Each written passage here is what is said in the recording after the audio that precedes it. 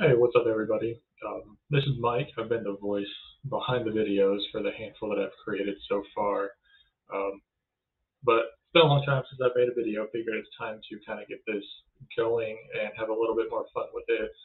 Now that I've got an office with a pretty cool setup, so it's time to get some demos going with some actual explanations instead of just a little video with some explanations behind the camera.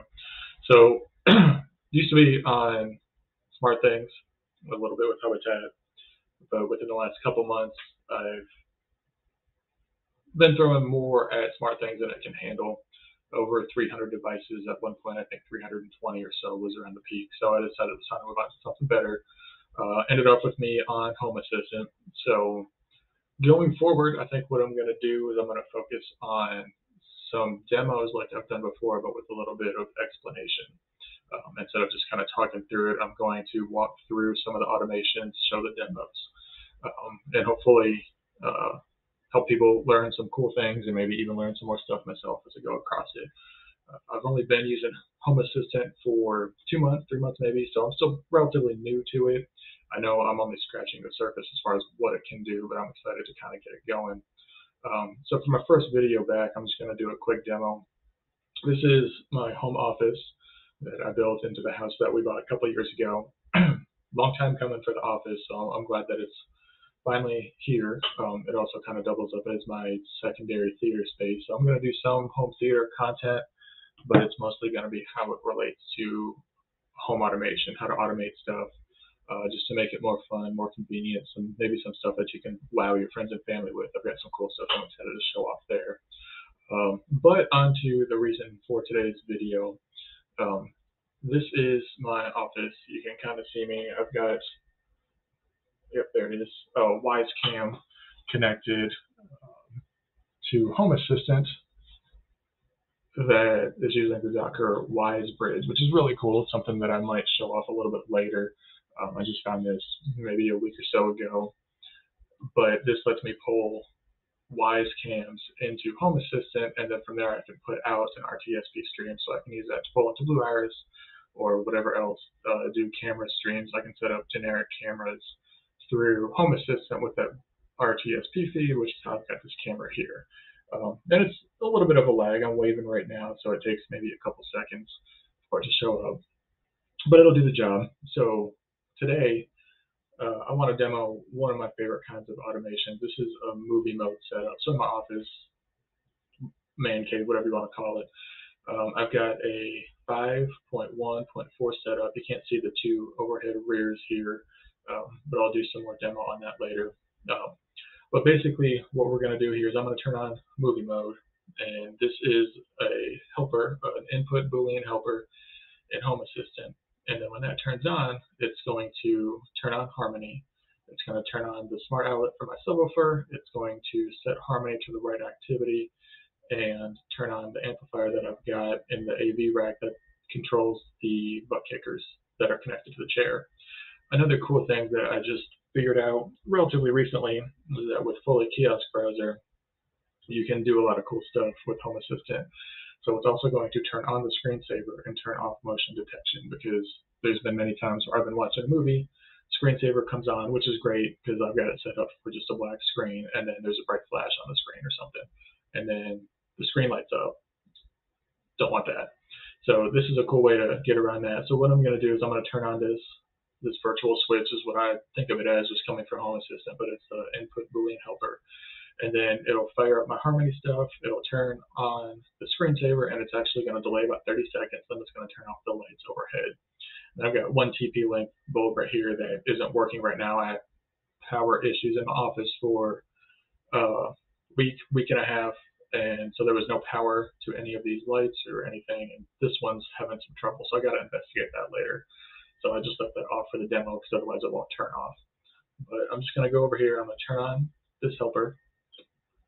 So you probably couldn't hear it, but I heard a couple clicks. This turned on here. The screensaver comes on. Harmony turns on the TV, which is very cool. Everything else is turning on in the AV rack. I've got my NVIDIA Shield, just the tube version in here. I've got the Pro in the theater. So the tube fires up. You can see this is on the screensaver now, and then if I wait in front of it, motion detection doesn't do anything, which is pretty cool.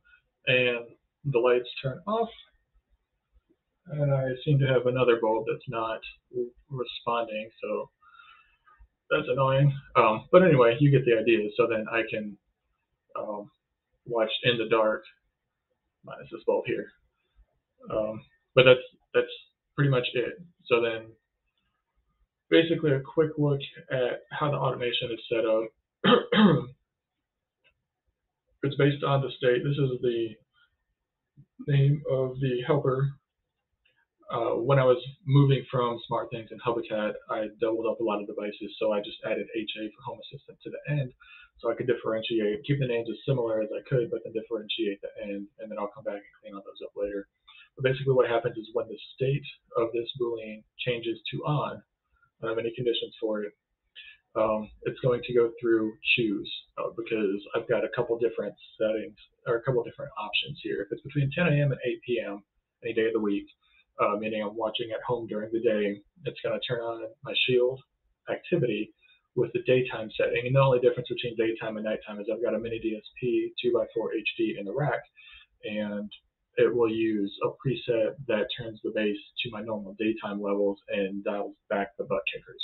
So it's a better daytime viewing experience. And turns on the amp for the hover boss, and then the subwoofer, which is that PC2000. What's the PC2000 that you can see right here? And then call service to turn off lights. It turns off. There's a light switch which you can't see. I got kind of a funny layout in the office, but there's a little nook to the left of where I'm sitting in the office that turns on or turns off with motion. The office closet light, which is back here, plus one of my lights that's not working. That's where all of my AV equipment is racked. I've got a set of Govee LEDs up there that I haven't done anything with that hopefully sooner than later I will. And there's a dot sitting on this, which is an oversized sound absorption panel to help with the acoustics in here. So it turns off that light, and then I've got a helper group, Michael's Office RGB lights, which controls the light strip back here, plus all of these TP-Link Casa bulbs that are in the fixtures in the ceiling. It's just a group. And then if the time is after 8 p.m. before 10 a.m., that usually means I'm watching when my daughter's sleeping. The difference here is it turns on the Shield TV activity for the night mode, which again just changes the preset on the mini DSP 2x4 HD. So the bass is dialed back. I think it's 5 decibels lower, which is a significant amount. And then the Hover Boss amp is turned up about 3 decibels relative to the other setting. But then everything else is the same. It turns on my subwoofer. It waits 30 seconds, which was the same up here. And then it turns off the lights, and that's what we just saw. So that works really well as long as all my bulbs are responding. So that's kind of the kicker right now, is that I've got 2 bulbs that I didn't realize I was having trouble with that I've got to spend some time troubleshooting. And then I separated the fully screensaver automation into a second one just for the time being. I didn't need that to be dependent on what day or what time of day it was. So I just put it in a separate automation so I didn't have to double it up in the choose options. And so this one, this is using trigger IDs because I've got 2 states. When that same Boolean turns on, I call it movie on. And then when it turns off, movie off. And basically you can edit trigger ID right here. That's not there, so you just click here and edit trigger ID and then call it whatever you want. So then we go down here, and then the action type is going to be choose, and then you want it triggered by, and then you pick the name right here. So this is moving on, and just like we did with the other automation, but this just does 2 things. The first thing is it's going to call the service to turn off a switch, because these are just switches as far as Home Assistant is concerned. So we're looking at the Foley integration here. Screensaver is a switch, and the motion detection is a switch. So we've got motion detection here, which is turned off. Screensaver here, which is turned on, which is why we've got just this nice blank screen. But then the cool part is I can still touch on the screen to wake it up. And then you'll see when we go back here, screensaver, Still on. I thought that would turn off. Always fun. But anyway, and then that is how this automation is running. And then I need to set up another one. I just haven't had a chance to do it yet. When oh, never mind, I did. So when the movie mode Boolean is turned off, which I shut that off when I'm done, then it turns on the motion detection, turns off the screensaver. So I think that's about it for this video. It's the first one that I've done where I'm actually sitting in front of a screen creating content this way. So hopefully it went well. Any questions, concerns, you know, post them down below. I'm trying to kind of get this going a little bit. I'm not expecting anything big out of this channel.